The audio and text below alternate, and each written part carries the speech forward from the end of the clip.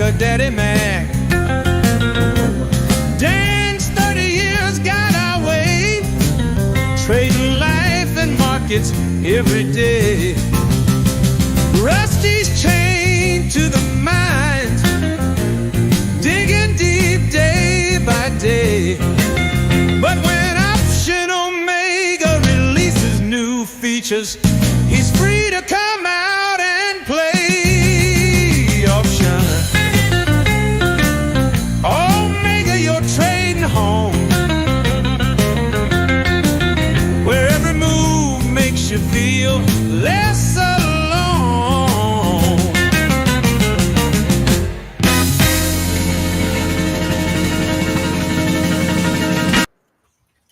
Good morning, everybody. Hope you guys are doing well. Good morning. Good morning. Last week of October and Halloween. Good morning. Here we are. Ooh. I listen, guys. I mean, I'm gonna just jump straight to it. Halloween. What's your all-time Halloween memory? Kid, adult, whatever. Well, it wasn't. I'll just say this. This is more as a kid. I used to like going when my parents would take us. There was a place in Chicago. I don't know if it's the Amlings. And I don't know if it was real scary, but it was like, the haunted house. Now haunted houses have taken on. Yeah, haunted houses now. My son went to the devil to be into your soul. Oh my goodness! My son went to one at Cook County Prison in Chicago, and you pay. I think it was like pay $25, $30 in the lines around the block to go in there and have.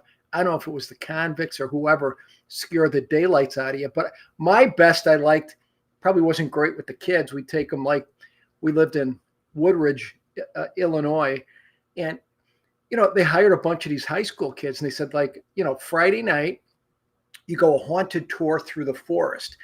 And these kids, you tell a high school kid, they'll do they're jumping out of trees to try to scare you. I thought it was phenomenal. The kids, because, when it's real dark, having kids jump out of trees right in front of your kid. I mean, sometimes it was border because they're a little clumsy. I thought, you don't want to jump on the kid. That may scar them for life. But a good haunted house was pretty good. Have you guys ever gone to those haunted house type things? Or not a haunted house, haunted trail. Trail. Those are fun. Yeah, but this was like an Elks Lodge low key. This wasn't like a haunted trail where you need 2 pair of underwear. There wasn't that kind of thing. Oh my goodness. I think I have 2 memories. But the one that I just keep thinking about, you said first memory, I grew up, I didn't grow up in like extreme poverty, but I also wasn't like, we didn't have like money to go buy a fancy Halloween thing every year or whatever. And we weren't like, I wasn't that into it. And this would be about 5th grade, but I can distinctly remember where I was in my grade school. And I went as a ninja. And so I just used a bathrobe. And like that, I think the wrap was just like maybe the bathrobe wrap or a piece of rope or something. It was just a white bathrobe. It was like no big deal. And I remember my art teacher going, "Are you dressed in a bathrobe?" And I just was like, "I'm a ninja. I'm a ninja." Like I don't know. You got to wear a bathrobe at school. Why not? Yeah, I mean, that not a great memory, but I'm a ninja. Yeah. That makes sense to me too. I had 2. We also didn't have money, so I wanted to go Popeye when I was younger, and so my mom just basically glued coffee grounds to my face. I like that that's original. I like that. Instant regret though. You talk about sticky coffee grounds on your face as a child, you would rather die. But I had that, and we put balloons in my shirt. We made little balloons. We'd blow up balloons and we put them in my shirt. So I look like Popeye's muscles. As a middle schooler, which is, I kind of think peak Halloween in some ways, middle school. I was pretty conservative growing up. My mom, pretty conservative. So we didn't go trick-or-treating, but we went to a local thing at our church. And people would make fun of that. Be like, "Oh, I'm so sorry. You don't get to go Halloween." And that's exactly right, Zach. we wanted to go to heaven as kids, so we forgo Halloween. But it was awesome as a kid because basically we had like inflatables, we had games, we had candy. It was all this stuff in a pretty giant parking lot. I went to a big church, and I remember you could put. I did this multiple years, and this is going to tell you a lot about me in a sad way. One of the games is you could pay like $5, $2, something, and you could put someone in jail for 15 minutes. Now, obviously, it's not a real jail. It's a social shame thing where it's like you've got to do it. I would a girl that I liked, I would put her in jail just so I could stare at her. I just stare at her for 15 minutes. She was like, ha ha ha ha. Not a creepy part of Halloween at all. Not a creepy part of Halloween at all. She gets out, hand the jailer $2 more. Just all night. I had like cash. It's good this is pre-social media. You would have made it on the TikToks. I would have been canceled for sure. Yeah. So shout out, girl. You know who you are. And anyway, so big news also. The Vols are really good at offense and not really good at defense. Go Vols. Yeah. In other news, LeBron Austin Reeves is my new GOAT. Austin Reeves for the Lakers just absolutely having an all-time game. Isn't he the hillbilly Kobe they call him, or the hillbilly Kobe? Luka was out, and Luka's out, LeBron's out. He proceeded to set a record not seen since Elgin Baylor. How many points? It's like 51 and 10. Did our beloved Dalton connect? Crazy. Yeah, which is also funny to think about Kobe's 81-point game that I don't think he had 10 assists that game, which is makes sense, really. Can't score 80 if you're passing the ball, Troy. That's exactly right. Come on. So anyway. Well, it just shows you, I think one point about the NBA, I was reading this sometime, that there's only, you think about it, how many guys are really, if you give anybody the ball, like you look at Luka, you're going to get the ball and be able to shoot 20 times or whatever. Almost any NBA player, if you said to them tonight, the 3 stars are out, you're going to get 20 shots, he'll hit 20 points. But it's almost like a pecking order. Like Luka gets his shots, but a guy like Reeves, he's not going to get his shots. And it's like almost it's kind of a weird thing because it's not team ball, right? It's basically, even when LeBron's there, who I think is a pretty good team player, he's getting his shots. Luka, Reeves maybe. I mean, it's almost like saying you're not getting more than 10 shots. You better hit 8. So it's kind of weird, but you got to earn your. Matt, can you hear Troy? Troy's muted. I thought that was for dramatic effect. I did too. I never know it. I was letting him cook. I thought he was talking about scoring 80 at the. You never know it, Troy. When we were in Chicago, we said the same thing because we were looking at all these guys that you've never heard of. Well, Dan's heard of them because he knows Chicago ball, but you look at him, and Austin Reeves is the perfect example. Like when LeBron's out, Luka's out, next man up. Let's see what happens if you get 20 shots. And my theory is that you'd have a lot of dudes like that can go light it up and get 50 if you gave them 20, 25 shots a game. Especially when you're in an NBA where it's basically promotes no defense. I mean, with the change of the rules, you really can't touch a guy. I mean, honestly, if you would have watched, I'm sure you did, basketball in the 70s and 80s, they had a hand on him at all times. They give him a little shiver. I mean, it was tougher to get a bucket, right? And so now it just seems like if you look at a guy wrong, I mean, it's very difficult. You can't do a whole lot, right? Well, I think someone just made a good origami man. Shout out Philly, Boys to Man, good origami man. Just saying everything I know about Philly. Cheesesteaks, Eagles, go Birds. He says sounds similar to the pecking order in the pit. And that makes total sense. I could see, Dan, a world where someone's like, hey, Big Jim, who takes up 4 spaces and he's a monster. He's out sick today. I'm going for it. Oh, I'll tell you real quick. A friend of mine, they called him Magoo, right? and great guy. Mr. Magoo. Mr. Magoo. So I remember he came out of college. He lives in similar neighborhoods. And so he went down to the OEX pit, which was the precursor of SPX. And so back then, it was all pit trading, and he stood in the pit. Well, your whole career could either skyrocket or go down based on your proximity to the broker. Like you saw Troy when we were in Chicago, you'd have the brokers. Sure. It's not as significant now because only what they say, 20% is open outcry. But back then it was all open outcry. So the Chicago brokers were the big, they called it their firm. They had 3-4 brokers. Well, if you could get within inches of them, your career, you didn't have to know Gamma, Greeks, whatever. All you're doing all day is buy it at 2, sell it at 2 and a 16th. Buy it at 3, sell it at 3 and an 1/8. Scalping. And so, but to get those spots, it might cost you, you just had to really work your way in there. You had to, hey, some dinners on Friday, Bulls tickets occasionally.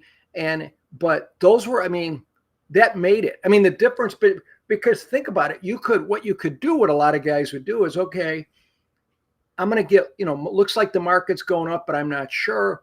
I'll buy 100 calls, right? But they would know, here's the beauty. They would know with their brokers right there, if they needed to get out of those for like a quarter loss or whatever, they knew their orders. And so quicker than anyone, whereas if you were in the middle of the pit, you couldn't lean on anything. So if you were wrong, you were wrong. So he could basically limit say, hey, I'm going to write it up. But if I'm wrong, I could stop myself at a quarter. And he already talked to the guy and said, are you quarter bid on these things?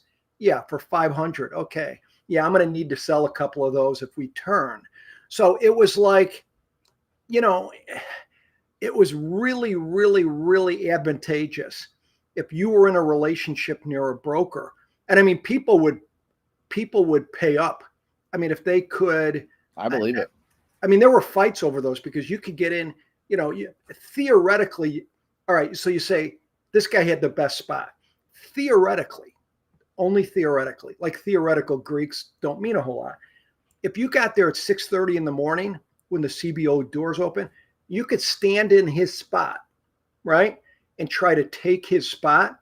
But here's the thing, very political. Guys might murder you. Well, you might get murdered. But the other thing is the brokers, because they had a relationship with him, they might cut you out, right? So there was a process there. Because when you're a new person, you're basically in the middle of the pit. It was no different than trading retail in a sense. So it was very difficult. But anyways, that I don't know how we got off. Well, listen, I'll talking about Troy getting canceled today. I'll tell you one more story.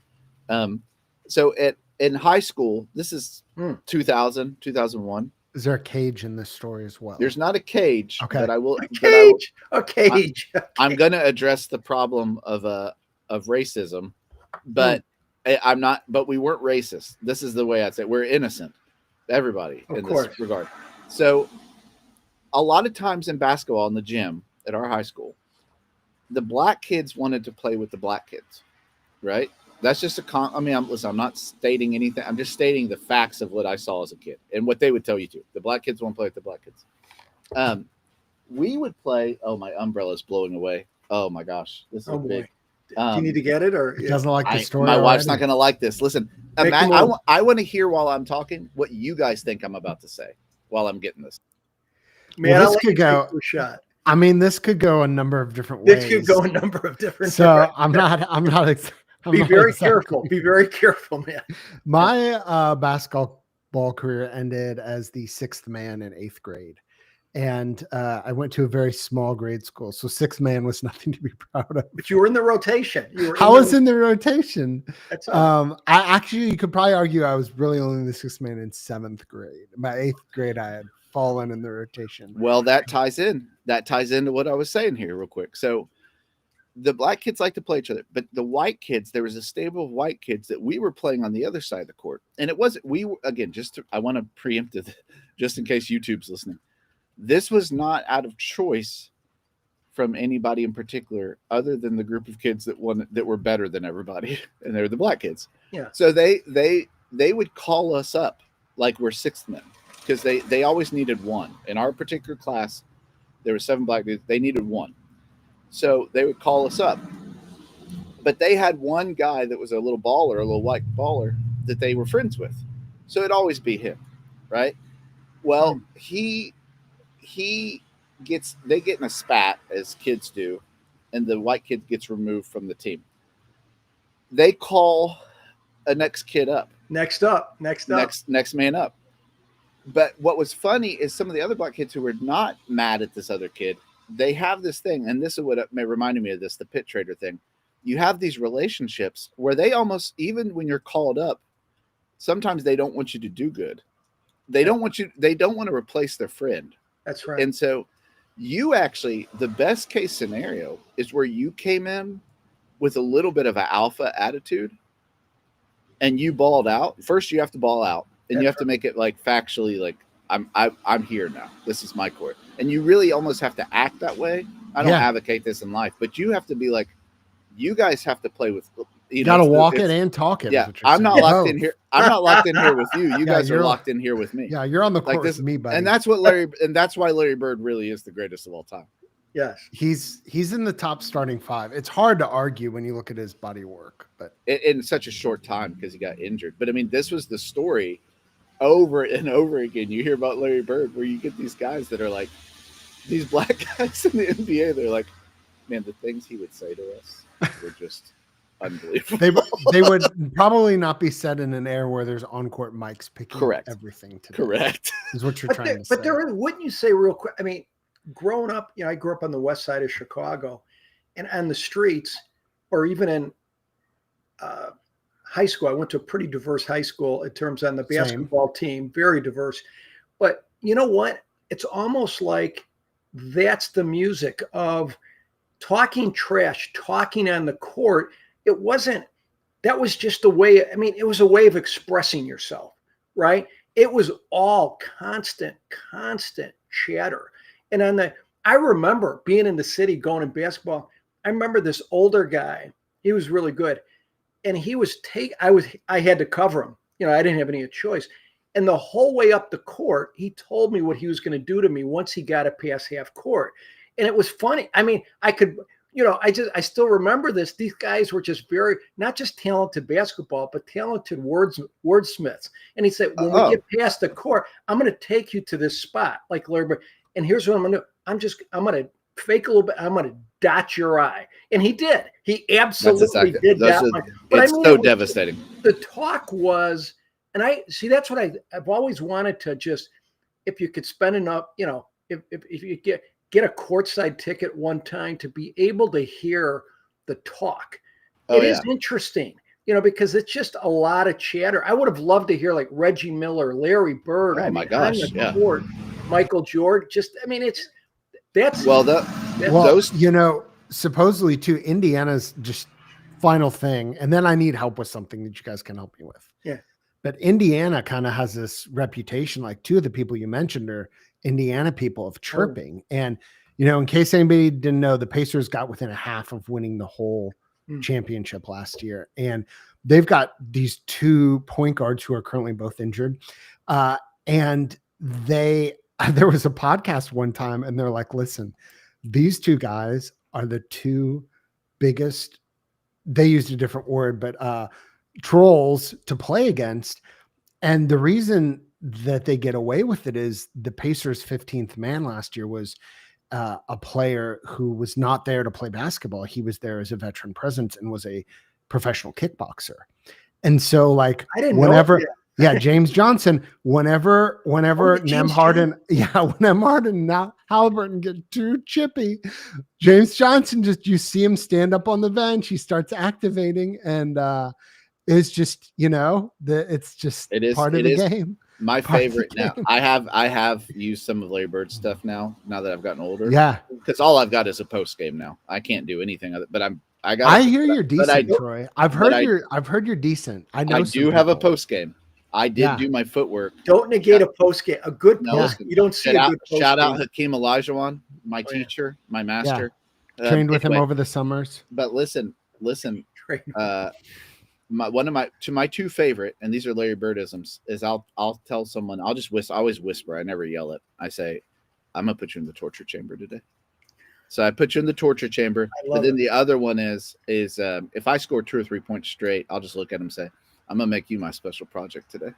Today you're my special project. Anyway, Matt, what do you need help with? Listen, last time on this show that the futures gapped up, we were talking and it was in a period of high volatility. And I came on, I was like, yeah, it was a Friday. I remember because Rusty was here, I think. And I was like, oh, future, we're up 80. And this was one of those times we moved on. And Troy, you were the one, and Rusty, you were like, no, Matt, we're up 4. Are we actually up 55? 57 I'm glad you said this. points, because the second thing I did was looked at CNBC, and it seems like indeed we are up 55 points at an all-time high. Yeah. Which I have like a long delta, some long delta stuff on.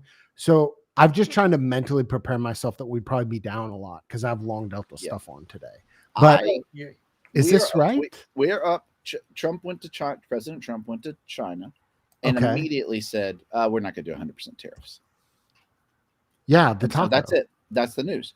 Okay. That's exactly right. So I'm gonna go ahead and tell you guys, I don't like to be, I'm not the biggest salesman in the world, but let me just tell you guys real quick and put this out there for YouTube, put this out there for the whole world, to the point of what we said this morning.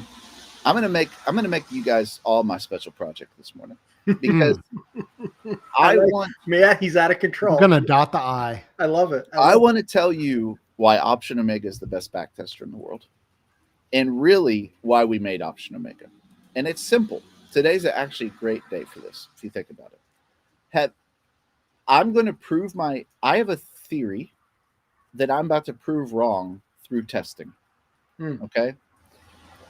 So when I see up 55, my natural self, my brain that orders things in a certain way based on the information I think and my biases and all that stuff, great quote, Joe J. When in doubt, choke them out. That's a great quote. I think I woke up this morning and I said, I'm immediately going to buy an ES put. I'm going to fade this, right? But here's the problem. I'll tell you what the problem is. Due to back testing, I can't do it. And here's why. This is a simple test. Matt, what is this test? You are buying an at the money put when we are up, gapping up on every night. This is every night, 0.75%. And it's only happened 43 times since daily. Oh my. That seems low. It feels like, does it feel like it's happened 43 times this year? Yeah, it has. It actually has. We can. Yeah, run it year to date. How many? Yeah. 43 times. It's a lot this year, to be honest. But it's not a positive. Now, this year, it's happened. You know what? It hasn't really happened that much more than its fair share. Yeah. I mean, over once and a month. It only wins 1 out of 3 times this year, which is a little bit less than over history. And I'm guessing there's just probably there's one obscene winner. There's one obscene one. On Liberation Day. That's right. Which I'm not saying you should take that out, but I'm guessing if you take that out, it still doesn't, even that insane winner, even an $18,000 winner doesn't make it profitable. So what you're saying is this is not a great back test, Troy. What I'm saying is it's historically this hasn't done well. It's really hard to fade moves like this. And I hate it because I want to fade the move like this with everything in me. It's like a gap and whoa. But you look at the data and you say, okay, that's not great. But I wanted to continue. And we're going to do this live a little bit because that was my first thing. I looked at that and I was like, I don't want to do this. Let's try some different stuff real quick, okay? So what if we said, well, we don't want to just buy a put. Why don't we buy like a 25 delta call spread and make it 25 wide just to start? Sell it or buy it? Sell it. Okay. Yeah. So we're going to sell it. Let's see how that does. 0 day. Surely we don't go up that much more. And well, sometimes you do. Sometimes you do. Most of the time you don't. But when you do, it hurts. It does. A lot it hurts. Of times. Yeah, it hurts. And so, okay, well, are there any other bearish things we could do real quick? I mean, Dan, you got any thoughts? Someone said, I don't care about the data. I want to get bearish today. Yeah, I mean, the first thing that pops in my mind would be if you're going to come on days that it's up like this, scale was one idea, because you know, why are we going to pick the top, right? That it goes up because it's already gapped up. So I would either scale or, I mean, what I've been doing is like calendars under the mark. I mean, that's not as bearish, but I mean, that's not as these are more delta wise, right? You're getting short deltas. That's right. But what you can do in SPX, what I've liked is doing, if we open up 40 or 50 or 60 points, you could basically put a calendar 40 points underneath the market. And again, I'm just looking like 15 to 20 days out. You can put a calendar 15, 20 points under the market. What's nice is if it continues up, you're pretty close to delta neutral. If it goes down, you got an extra 40, 50 points to your break even. So, I mean, but that's not a 0 day. But in the world of 0 day, I would just be thinking more scaling, because wouldn't you think? Because it just, if you go right in, okay, we're up this amount. The other thing I was thinking, Troy and Matt, would be just like on the upside, did you play with that percentage at all, Troy? Like you have a 0.75% up, which is a lot. I mean, you think about it. On the downside, could you get a 70-point gap down? Yeah, you don't get that many on the upside.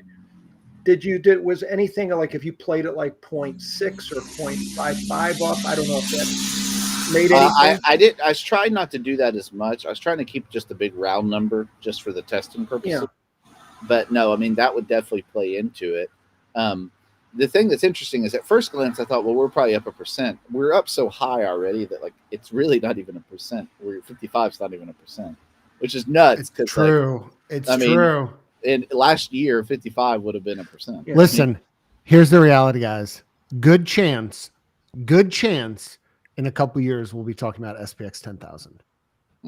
I'm not making a bullish. I'm just saying, don't do it. There's a chance. Troy, the other thing that not could be as quick to do this, but like if we gapped up, what usually happens, especially here at the highs, now it looks like the vol is going to be maybe 15 in the 15, which is absolutely ludicrous when you think that we were in the mid to high 20s not more than a week ago. Not that long ago. But for me, it might be okay. You got a week that's a lot's going on. We gap up 40, 50. I'd like something like a ratio backspread.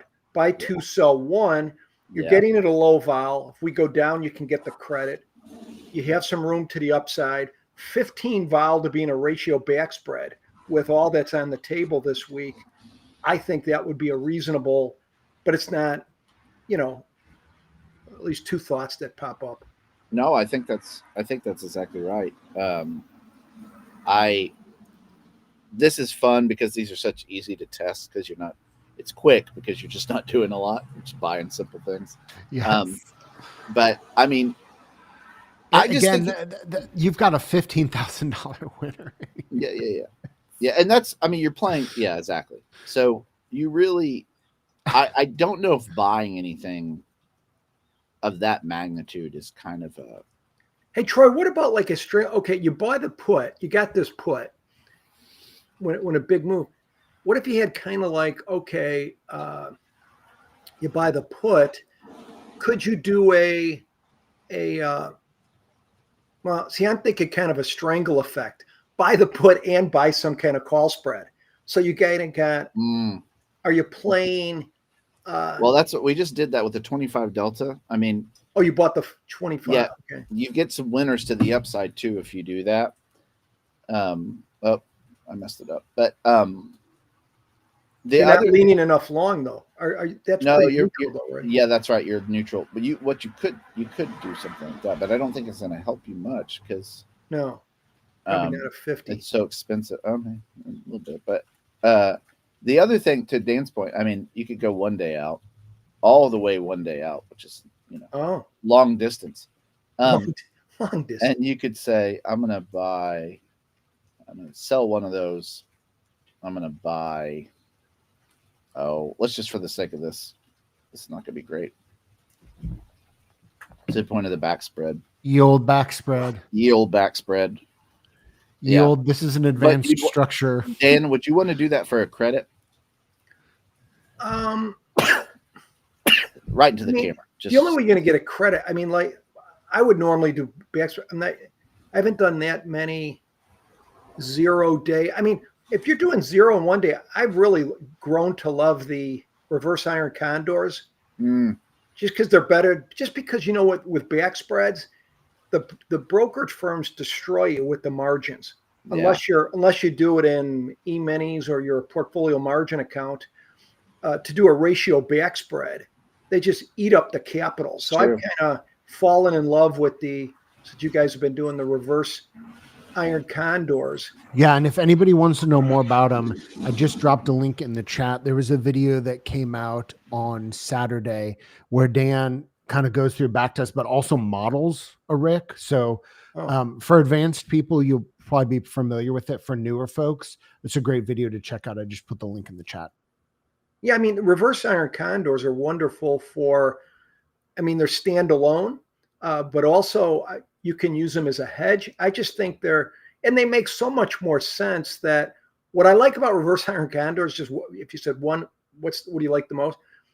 You can, when you look at the expected move for the amount of time you're in the trade, whether it's 0 day, 1 day, 2 day, the expected move, you need a lot of times with these reverse iron condors, you can set them up. You only need like maybe a half to 2/3 of the expected move to make some good money.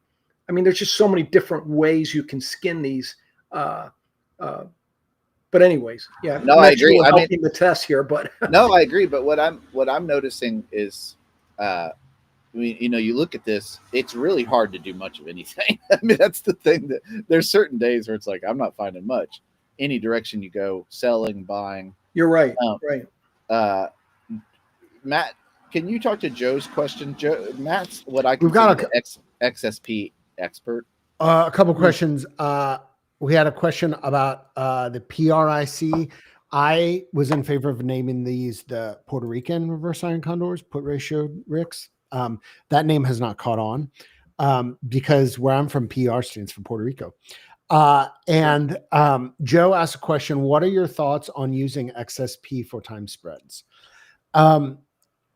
The way I would answer this is to not take credit for this, but the analogy to XSP that I heard that makes the most sense, as somebody who traded XSP last week even, is that it is Hotel California. You can check in, but you cannot check out.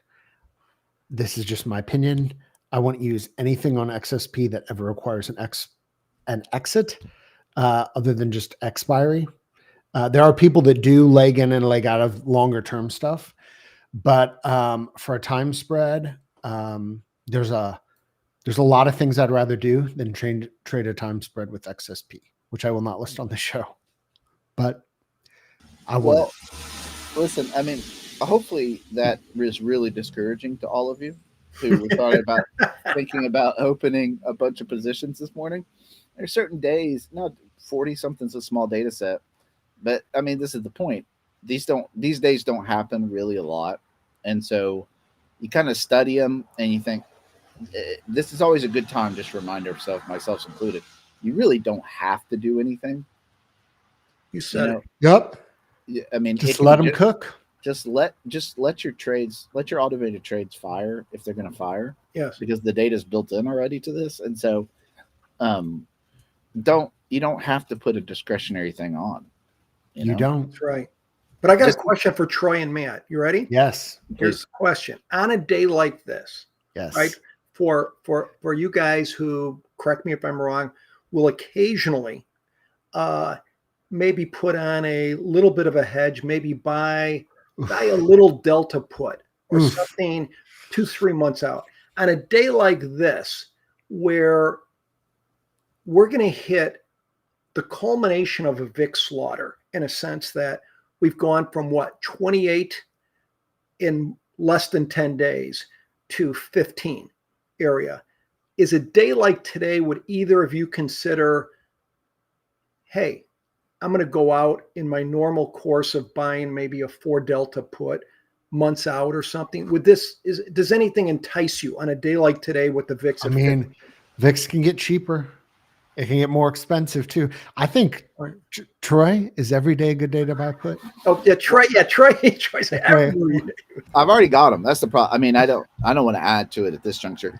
This is the thing. It could go down. I mean, I could be completely wrong, but this is my theory. You think about the days that we actually faded stuff. In my mind, if I had to guess, I didn't do this work, but if I had to guess, most of the days that are faded, you fade a gap and it works, is when we have had a huge down day. Yeah. And we gap up. Yeah. Those are fadeable in my mind. This news, the market just clearly wants to go up. Listen, and there are times yes. the market doesn't want to do that. There's times, like I remember pre-Liberation Day, you basically, I mean, you could fade a lot of those moves, those overnight gaps, and some of them you could not fade. And that's the battle. I'll just say this for perspective, not telling anybody what to, but just in terms of VIX in the 15s. If you look at, just take a chart of the last year, right? And you look at VIX over the last year, only, I would say, 90% of the time, it's been over 15, right? The times that it's been under 15, yes, I would implore you to look at how long, for example, I'm just looking at a chart here. If you look at December 6th, we had a low of 1270, right? Let's see how long that lasted. Just a few days, and we're back up to that level of, close at, just a few days. And I guess what I'm saying is, if you looked over the last year, said how many days over the year were we under 15? I think it'd be a pretty low number, right? And I'm just saying, not just to keep that in perspective, and not just for taking shots in VIX or something like that, but even structuring your trades. This would not be the time I would abandon, like a 923 double calendar. If you said to me, I think VIX is low, right, and you know what, it could go lower, I'm like, where were you when VIX was 17 or 18? That's exactly right. I mean, this is not the time I would abandon a 12 or 14 VIX. Anyways. Yeah, you've got different artillery. I mean, one thing that scares me just looking at this, not scares me, but it does make me a little nervous. Really just nervous in general, not like about a certain direction. Yeah. Is we really haven't done anything in the last 2 or 3 hours. Like no one's taking profit early. No one's, I mean, a lot of gaps you'll see, like we're up 30 and then the last 5-10 minutes, we drop 10. That's just people closing their profit out. I mean, right. That's very natural function. It makes me a little hesitant to do anything, partly just because no one's taking any profit right now, which is interesting to me. Have you noticed what the volume was to get, like you said, the volume in the ES to get it up this much? Was there a lot of, I haven't seen, is this on low volume, high volume? Does it? I haven't watched it. I haven't either. Anybody watching the volume profiles? I think when I was able to go see Paul Simon, in my opinion, still near his peak. I think lately, this was in 2017, I think.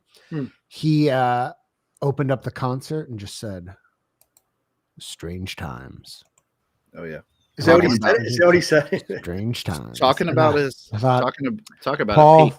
that's I why remember- you're the GOAT. You don't have to engage with a side. Just acknowledge. That guy Strange had times. 30-year peak, which is pretty crazy. Because Yeah.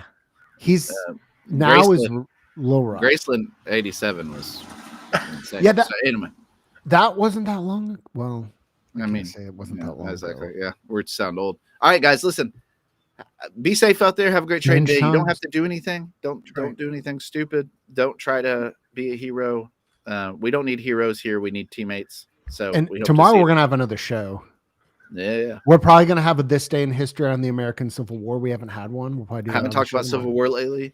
I'm gonna try to add a layer each day to my clothing. Right now, I've got 3 layers on. Until hopefully by- Halloween, or Yeah, is hopefully this by gonna Friday. through the end of the year? About Halloween, I hopefully to have 5-6 layers. I have a proposal. How about this? Through the end of the year, every time we gap up 0.75% or more, the coat gets 1 layer bigger. I love that. I Wow. love that.